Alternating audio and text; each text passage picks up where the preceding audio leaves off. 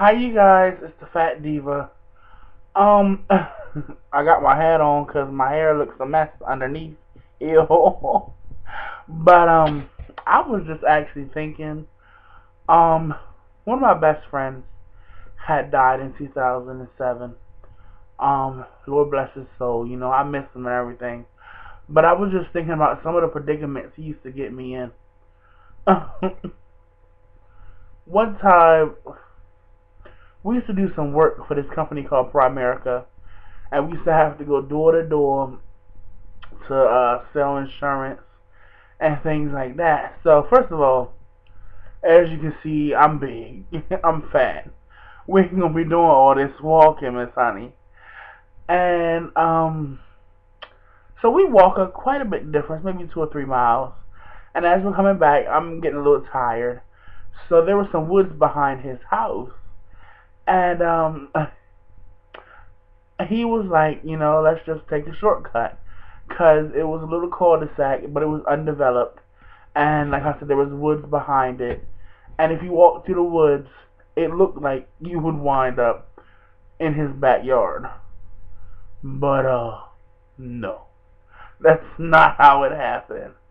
Okay, so I look in these woods, and it's getting at this point, it's just at the brink of dawn, darkness, dusk, and it's getting dark, and I look at these woods, and I'm like, hell no.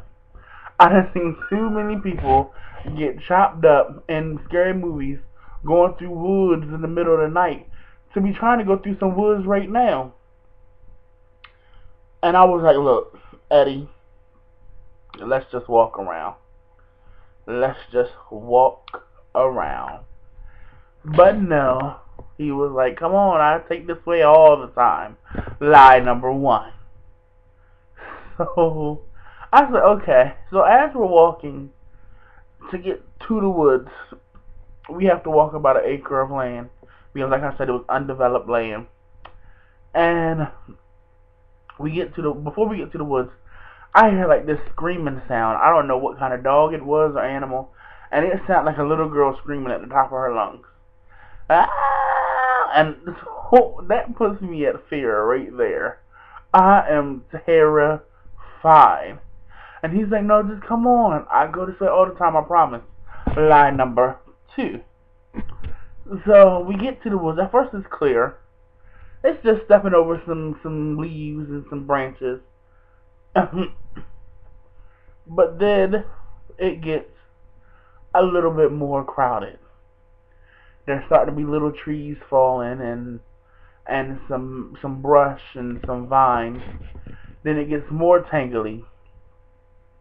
There's more fallen trees, more vines, and I'm starting to feel thorns break the surface of my beautiful skin. And this is when I'm getting scared. The only light that we have to get through these woods is my cell phone light. My cell phone light. So I whirl through the darkness going like this, looking through the trees and stuff. And, and he takes my phone from me and he says, stay right here. I'm gonna go find a path. Okay, if you take this way all the time, why do you have to find a path? Is my first question. Second of all, I'm not staying nowhere for too long. First of all, in dark woods. Second of all, in a town that's mostly racist. Yes, the town of Pittsville, Maryland. Not even 30 years ago, black people were not allowed to walk the streets, I was told. Yet, you got my fat black ass in the dark woods. So, he takes the phone and he starts going forward. And he's like, oh, come this way. We just got to go down in this ditch, go over, and there's a house. The house looks like it's about a mile away, but I said, okay, I'll follow him. So I'm getting scratched up by all these thorns and stuff. We get to the ditch, and he's like, the ditch is dry. Just climb down and climb back up. It's a little ditch. I said, I can do this. So I run down one side, and I go up the other. I said, okay. So we're still lost. He takes my cell phone again, does the same thing. He said, oh, there's another ditch. He said, there's water in this ditch, but it's only about this deep. I said, cool, I can get my shoes wet. They were ugly shoes anyway. And they were ankle deep. And the water's only ankle deep. So, mind you, he's 100 and some pounds, and I'm 0 pounds. And when I stepped down in this, listen to me, when I stepped down in this motherfucking ditch, the water goes from being this motherfucking tall to up to about my chest in mud and muck, which I later on find out that it is an irrigation ditch from back in the day, which means I'm in old, decrepit, ancient shit and piss mixed with mud and God knows whatever else is back there. I'm trying to get out this ditch. Thank God for my best friend. He's not going to leave me because he could have easily went up the other side. Mind you, coming down the ditch, it was a shitload of thorns. And on both sides of this ditch is nothing but thorns. And when I say thorns, I mean like rose thorns. I mean, they're breaking my skin. I'm bleeding. I got mud in my wounds. It's stinging. God knows what else is in my wounds. I am in pain. Do you hear me? I'm in pain. So he was like, well, put your foot on the other side of the bank and I'm going to push you up. Mind you, he a little teeny thing. So he get behind me and I step up on the bank and he got both his little hands on my right butt cheek, pressing as hard as he can. And I'm like, and I'm not going nowhere. I am not going nowhere. I step on the other side of the bank and my foot just go in it because it's all mushy mud. So, mind you, I got on a pair of pants, jeans, a pair of shorts, some underwear, and some shoes. So by this time the shoes are off. I throw them over. The shoes are just off. So then the pants get soaking wet and muddy. So they're off. So I'm in this water in my shorts and underwear. Nasty, disgusting water and mud. Damn near up to my neck. It is disgusting. I don't like being dirty. I hate that. And so, mind you, about each side has to be at least 6 or 7 feet deep because I can't see over the edge. I'm begging my best friend. I said, Eddie, don't leave me because I can picture it now in my head. He gonna go get help.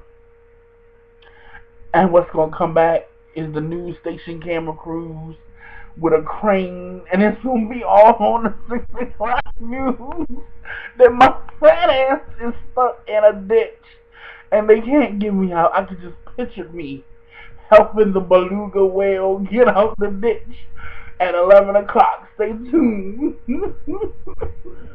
Fuck that. So I'm like, we need to get my ass out this ditch. So we walk further down the ditch. And thank God, from when they were building the houses on the other side, somebody had threw some wood in there that they didn't need no more. And it had been in there long enough where it had got stuck in the earth. So we find a log, and I step up on it. Make a longer story short, he pushes me again, and I finally just fall on my stomach on all these thorns. Now, your instinct will tell you to get on your knees and get up. No, I can't because these thorns are sticking in me like knives and nails and blades. So he's like, honey, I don't know what to tell you. You might as well just roll the fuck on out. So that's what I did. I rolled and I rolled out until I got the fuck out that ditch. I'm muddy. I'm bleeding. My pants are somewhere about half a mile down on the other end. My shoes are another 30 feet down. So we go find my pants and stuff. Then I get to his house to remember I left my clothes in my other best friend Kendall's house. And she was supposed to come over that weekend with me and him and bring my clothes because I was spending the weekend over at his house. And so was she. But she ended up couldn't coming. she ended up, she didn't come. So I have no clothes at all to put on. And he's about the size medium, and I'm about the size X, a size blank blank. And he gives me these little teeny fucking blue gym shorts to put on. Now, this is my best friend, so I trust him. So yes, he seen me naked, I see him naked. And I take a shower, the hot water stinging my wounds, but I'm clean. And he gives me he's like, this is all I have that I think would fit you, that's stretchy enough. And the shorts are about this wide. And I'm about this wide. So I put the shorts on. He's behind me, pulling up the shorts. I'm pulling them up. Man, it looked like a sausage stuffed in some fucking casing. Oh my god. And then he gave me a shirt that's about 6,000 times small.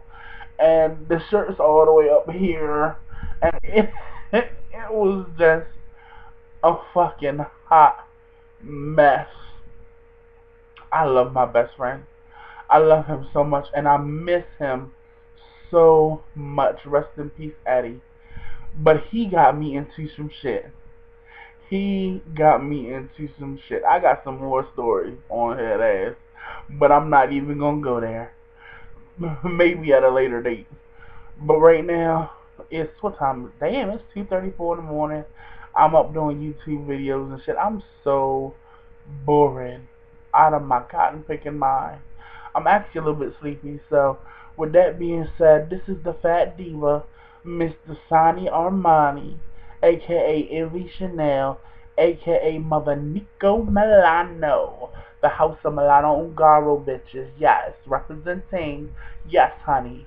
With that being said, good night, good morning, auf Wiedersehen, au revoir, goodbye, Feliz Navidad, because Christmas was just the other day, and Happy New Year, bitches. It is finally 2011. Keep it cute for 2011. Love you, bitches. Mwah, mwah, mwah.